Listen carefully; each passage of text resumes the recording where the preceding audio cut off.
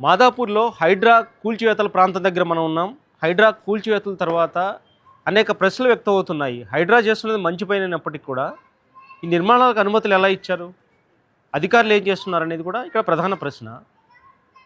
మాదాపూర్ కానీ గచ్చిబౌలి కానీ హైదరాబాద్ మహానగరంలో అపార్ట్మెంట్లు ఇళ్ళు నిర్మించాలంటే ఎవరి అనుమతి కావాలి? ఇష్టానుసారం నాకు నచ్చిన ప్లేస్లో నేను ఇల్లు కట్టేసుకోవచ్చా?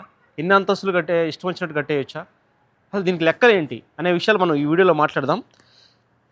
ఇప్పుడు మనం ఈ కూల్చివేతల ప్రాంతం దగ్గర చూసే పరిస్థితి ఎలా ఉందంటే చాలా దారుణం. ఇక్కడ నిలబడలేము. ఒక్క నిమిషం నిలబడితే మొత్తం ఆ దుమ్ము అదంతా కూడా అందరి ఇళ్ల మీద దుమ్ము, రాళ్ళు, మొత్తం ఆ కూల్చేసేటప్పుడు ఆ శకలాలన్నీ పడుతూనే ఉన్నాయి. ఇక్కడ చుట్టుపక్కల ఏ ఇళ్ళు చూసినా కానీ అన్ని ఫ్లోర్ల మీద పూర్తిగా అంతా దుమ్ముతో నిండిపోయింది. అలా ఉంది అంజయ్ నగర్ కాలనీలో కూల్చివేతల దగ్గర పరిస్థితి.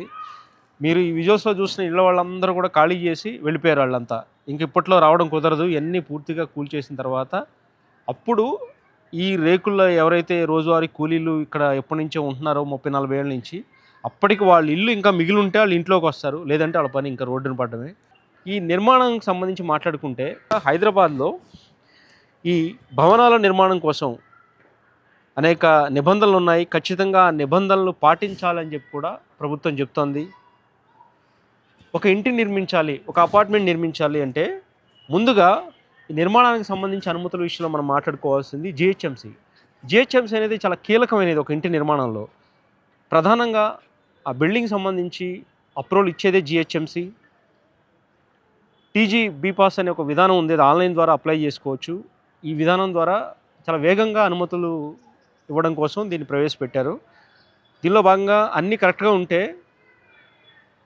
సాధ్యమైనంత త్వరగా టీజీ బీపాస్ విధానం ద్వారా అప్రూవల్ వచ్చేస్తుంది ఇంటి కోసం. ఇది ఒక విధానం అయితే, అది కూడా జిహెచ్ఎంసీ అధికారుల దగ్గర రావాలి. వాళ్ళు చూసి అన్నీ వెరిఫై చేసి ఆ క్షేత్రస్థాయిలో పరిశీలించి అది ప్రభుత్వ భూమా నాలానా ఏంటనేది కూడా అన్నీ పరిశీలించిన తర్వాత దానికి అప్రూవల్ ఇవ్వాలి.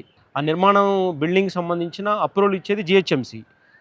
కాబట్టి ముందుగా ఒక నిర్మాణం అక్రమం అయితే, అందులో హైదరాబాద్ నగరంలో అలాంటి అక్రమ నిర్మాణం జరిగితే అన్ని వేళ్ళు మొదట చూపించాల్సింది జిహెచ్ఎంసీని. ప్రధానంగా నెక్స్ట్ వచ్చి హెచ్ఎండిఏ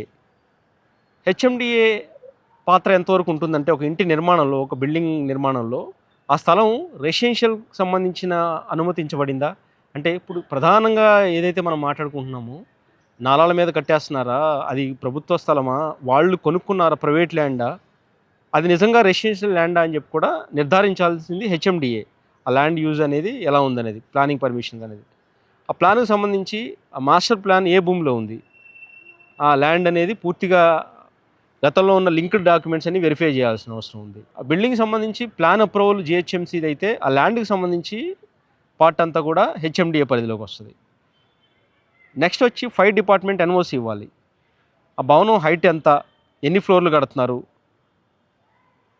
అది హై రైజ్ అపార్ట్మెంట్ అయితే దానికి సంబంధించిన నిబంధనలు పాటిస్తున్నారా లేదనేది కూడా పరిశీలించి ఆ ఫైర్ సేఫ్టీ డిపార్ట్మెంట్ కూడా నెక్స్ట్ అప్రూవల్ ఇవ్వాలి. First GHMC, HMDA, fire department. ఆ తర్వాత ట్రాఫిక్ రోడ్ రిలేటెడ్ క్లియరెన్స్ కూడా కావాలి. ఇష్టం వచ్చినట్టుగా రోడ్డుకి అడ్డంగా నిర్మాణం కట్టేస్తానంటే కుదరదు. ఆ నిర్మాణ ప్రాంతాన్ని కూడా పరిశీలించి traffic and road related clearance కూడా తీసుకోవాల్సి వస్తుంది. ఒకవేళ అది పెద్ద అపార్ట్మెంట్ అయితే వాటర్ సప్లై సంబంధించి ఎస్టీపీ వంటి అంశాలు కూడా ప్రధానం కీలకంగా మారతాయి. కాబట్టి దాన్ని కూడా పరిశీలించి వాటర్ డిపార్ట్మెంట్ అప్రూవల్ ఇవ్వాల్సి ఉంది. GHMC, HMDA, town planning, water, electricity department అనేవి ఒక ఇంటి నిర్మాణంలో చాలా చాలా కీలకమైన విభాగాలు. అయితే ఆ విభాగాల్లో భారీ స్థాయిలో కరప్షన్ జరుగుతుందనేది ప్రధానంగా ఆరోపణ. ఇక్కడ ఏ ఇల్లు నిర్మించినా, ఏ బిల్డింగ్ కట్టినా వీళ్ళందరినీ మేనేజ్ చేసి ఇల్లు కట్టేస్తున్నారు అనేది స్థానికంగా వ్యక్తమవుతున్న ఆరోపణలు. దానికి బలం చేకూరే విధంగానే క్షేత్రస్థాయిలో పరిస్థితులు కూడా కనపడుతున్నాయి. ఆ నిర్మాణాలన్నీ కూడా నాలా మీద కట్టారంటే ఊరికే కట్టారు. అధికారులు కళ్ళ గంతలు కట్టేసి సంవత్సరం పాటు నిర్మాణం పూర్తయిన తర్వాత వాళ్ళ కళ్ళ గంతలు తీయరు. వాళ్ళ కళ్ళ ముందే జరుగుతాయి, వాళ్ళకి తెలిసే జరుగుతుంది ఆ ఇల్లు నాలా మీద కడుతున్నారు అని అధికారులకు ఖచ్చితంగా వాళ్ళ నోటీసులో ఉండే జరుగుతుంది. మరి అలా వదిలేశారంటే, అంటే మన కళ్ళ ముందు అవినీతి జరుగుతుంది, మన కళ్ళ ముందు ప్రభుత్వ స్థలం నాలాని కబ్జా చేసి కట్టేస్తున్నారు ఇల్లు అని చెప్పి కింది స్థాయి అధికారుల దగ్గర నుంచి పై వరకు తెలిసిందంటే చూస్తూ ఊరుకుంటారా? ఖచ్చితంగా కట్టనివ్వరు. కానీ తెలిసి కూడా ఊరుకుంటున్నారు. నిర్మాణం పూర్తయినా కూడా ఊరుకుంటున్నారు. ఒకసారి ఒక నిర్మాణం కాదు, దాన్ని ఆనుకుని అది బేస్ చేసుకుని ఇంకొక నిర్మాణం కడుతున్నారు. అంటే ఒక నాలా మీద ఒక బిల్డింగ్ కట్టేశారంటే, ఇలా మీరు చూస్తున్న బిల్డింగ్ ఏదైతే హాస్టల్కి ఇచ్చేశారో, ఇది ముందు ఒకటి కట్టాడు, దాన్ని ఆనుకుని ఇంకొకటి కట్టాడు. ఒకటి కట్టడానికి ఏం ఫాలో అవుతారు? కింద స్థాయి అధికారులు మేనేజ్ చేస్తున్నాడు, అన్ని పర్మిషన్లు తెచ్చుకుంటున్నాడు, ఇల్లీగల్ని లీగల్ చేసుకుంటున్నాడు. అలా ఒక్కొక్కటిగా మార్చుకుంటూ వెళ్తున్నాడు. ఒక నిర్మాణం పూర్తయిపోద్ది. ఏదైతే ఒక నిర్మాణం కట్టేశాడో ఒక 4-5 అంతస్తులు, దానికి ఏదైతే అప్లై చేశాడో అదే విధంగా ఇంకో నిర్మాణం, అలా ఇష్టానుసారం నాలాలు ఆక్రమించి కట్టేస్తున్నారు. ఇది ఆదిలోనే అడ్డుకోవాల్సిన అధికారులు మాత్రం ఆమ్యామ్యాలకు అలవాటయ్యి చేతులు ముడుచుకుని కళ్ళు మూసుకుని కూర్చోవడం వల్లే గతంలో ఇలాంటి నిర్మాణాలు జరిగాయి. మరి వాళ్ళందరినీ బయటకు తీశారా? వాళ్ళందరికీ శిక్షలు వేశారా అంటే లేదు. హాయిగా జనం సొమ్ము తినేశారు. ఆ నిర్మాణాలకు అకృతి పడ్డ వ్యక్తి, ఆ బిల్డర్ అవనివ్వండి ఎవరైతే, వాళ్ళు ఇచ్చిన డబ్బులు తీసుకుని వాళ్ళు సైలెంట్ అయిపోయారు. ఈరోజు బాధితులు ఎవరయ్యా అంటే ఆ హాస్టల్స్లో ఉండే పిల్లలు, అదేవిధంగా దాన్ని రెంట్కి తీసుకుని నడిపిస్తున్న వాళ్ళు, ఒకవేళ ఇల్లు కొంటే ఆ ఇల్లు కొని ఆ ఫ్లాట్లు కొంటే దానికి లోన్లు తీసుకున్న వాళ్ళు, వీళ్ళు బాధితులుగా మిగిలారు. అప్రూవల్ ఇచ్చిన వారు, అదేవిధంగా అధికారులు, లంచాలు తిన్నవాళ్ళు, వీళ్ళంతా కూడా బాధితులు కాదు. వీళ్ళంతా కూడా బాగుపడి సైడ్ అయిపోయారు. ఇలా వీళ్ళ మీద యాక్షన్ తీసుకోవాలనేది ప్రధానంగా వ్యక్తమవుతున్న డిమాండ్. హైడ్రా కూల్చివేయడం, ఇప్పటికైనా చర్యలు తీసుకోవడం, ఇలాంటి నిర్మాణాలని తొలగించడం ఓకే, ఇది చాలా మంచి పని, కాదనలేని అంశం. ఏబీపీ దేశం కూడా హైడ్రాకి విషయంలో హ్యాట్స్ ఆఫ్ చెప్తోంది. ఇలాంటి భయం ఉంటే జనాల్లో ఇంకొకసారి నిర్మాణం చేపట్టాలంటే వాళ్ళకి వెంటనే ముందు గుర్తొచ్చేది హైడ్రా.